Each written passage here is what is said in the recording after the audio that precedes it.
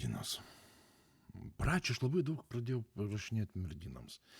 Reikės kurti vyrų klubą ir tarkuot ten galvas, nes čia kartoji, šneki, nieks nevyksta. Tie patys klausimai sukasi. Žiūrėkit. Dabar šitą įrašą darau dėl labai linksmos frazės. Mergina bando susidraugauti, bet jau susisantykiauti, ne, su vaikinuku. Ir ten pas juos nepavyksta, nes jisai pirmiausiai turėtų užmegzti santykius, bendravimą su jos jau dideliais vaikais.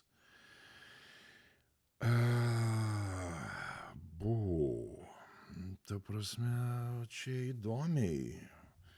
Čia jau toks, net neįsivaizduoju, nuo kurios vietos šitaip reikia pradėti galvoti, kad iki tokio dalyko dasigalvot. Su vaikais yra labai paprasta iš tikrųjų ir labai liūdna, kad jūs, mielosios, šitas tekstas bendrai tinka ir dėdams. Labai gaila, kad tėvai, suaugusieji, taip gal pasakysiu, kad labiau apibendrint, suaugusieji nesupranta, ko reikia vaikams. Nes, visos tos knygos, visi vadovėliai, mokantys, kaip auginti vaikus, yra labai pelningas verslas, neduodantis nuo jokių norimų rezultatų. Tai yra šiukšlių krūva realiai. Jeigu jūs norite auginti sveikus, sveikai mąstančius ir laimingus vaikus, jeigu jūs to norit, ne, kiekvienas iš tėvų to nori, tai pirmoj vietoj jūs turit pastatyti ne mamytės bendravimas su vaikeliu, ne tėvelio santykį į vaikus. Ne, šitie dalykai, jie reikalingi, bet jie antraeiliai. Pirmoj vietoj turi būti mamytės ir tėvelio santykiai. Mamytės ir tėvelio santykiai. Vaikas turi matyti namie laimingus tėvus. Jam ne tai, kad nepadės ten, sakykime, kitoks vaizdas, jį psichiškai žalos. Jūs auginsit psichiškai sužalotus vaikus, jeigu jūs namie, pešite, smurtausite, rėksite. Smurtas bet kokios formos netinkamas. Ar ten ar fizinis smurtas. Fizinis smurtas aplamai yra neleistinas jokia forma.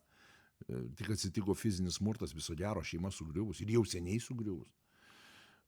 Tai svarbiausia yra vaikui matyti, kad tėtis ir mamytė yra laimingi vienas su kitu. Kad jie yra euforijoje vienas nuo kito. Matyt, kaip jie bendrauja, kaip jie sprendžia klausimus, kaip jie susikalba, kaip jie gerbia vienas kitą. Vaikas mokosi šitų dalykų iš tėvų. O visos knygutės, jos moko, kaip auklėti vaiką patiems liekant šūdais. Sorry, bet taip. Ta prasme, aš nesikeisiu, aš būsiu koks esu, bet man reikia, kad vaikas užaugtų tenai labai geras.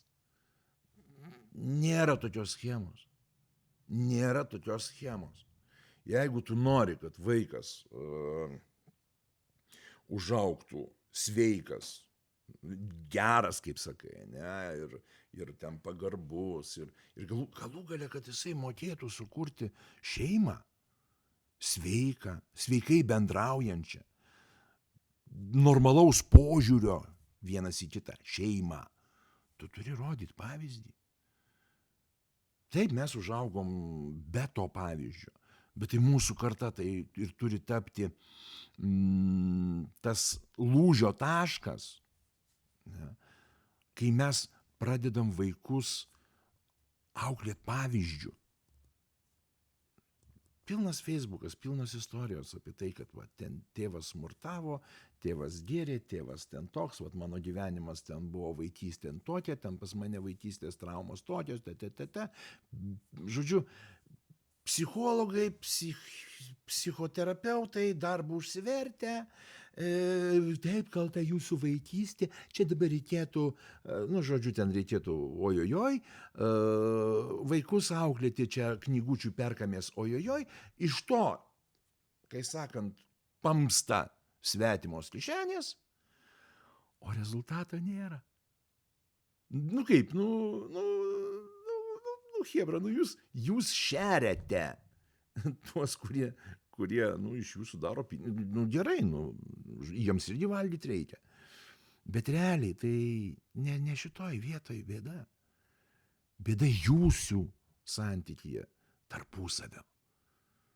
Išmokyt bendrauti, išmokyt girdėti, išmokyt gerbti vienas kitą. Išmokyt suvokti, kad vyrai yra vienokie, moterys kitokios. Išmesti tą feministinį šūdą iš savo gyvenimo. Nes, žodžiu, aš labai prašau, mamytės ir tėveliai, ypač mažų lėliukų, suvokit, kad ne vaikas pirmoj vietoj. Pirmoj vietoj jųdviejų santykiai. Jųdviejų santykiai yra pirmoj vietoj. Ir tada vaikas augs sveikoj šeimoj.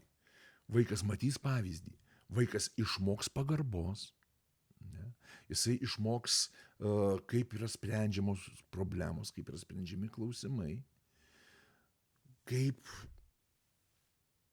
tinkamai elgtis vienam su kitu. Ta prasme, viskas labai paprasta. Kodėl jūs taip sudėtingai į tą gyvenimą žiūrite, aš nesuprantu. Visur galioja tie patys dėsniai. Ir nesvarbu, ką šneka vienokie, kitokie ten labai ajajai protingi dėdės. Ajajai protingi dėdės, sukūrė feminizmą, kurio dėka tapti šliundra kurva yra norma ir pardavinėti savo kūną yra norma. Vėl 100 kartą pasikartosiu. Moteris reikalaujanti lygių teisių su vyru, jinai iš tikrųjų reikalauja būti pažeminta. Pasižiūrėkit aplinkui. Taip yra. Pardavinėti savo kūną pasidarė norma. Tai norma, tai yra gražu, va.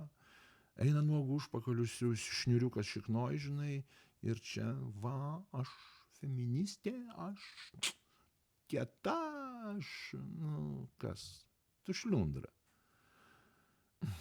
Labai nefaina. Tiesiog, mielos moterys, aš jūs žiauriai myliu, aš jūs dievinu. Jūs esate nuostabiausias gamtos tvarinys, jūs nuostabiausia gamtos dovana, visatos dovana.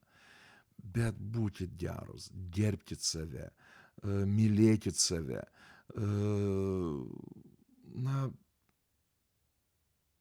Tausokit save. Ta prasme, jūs vertos, kiekviena iš jūsų esat vertos geriausio. Ir žodžiu, tas pats per tą patį, bet, aš kartosiu. Ir vėl kartosiu.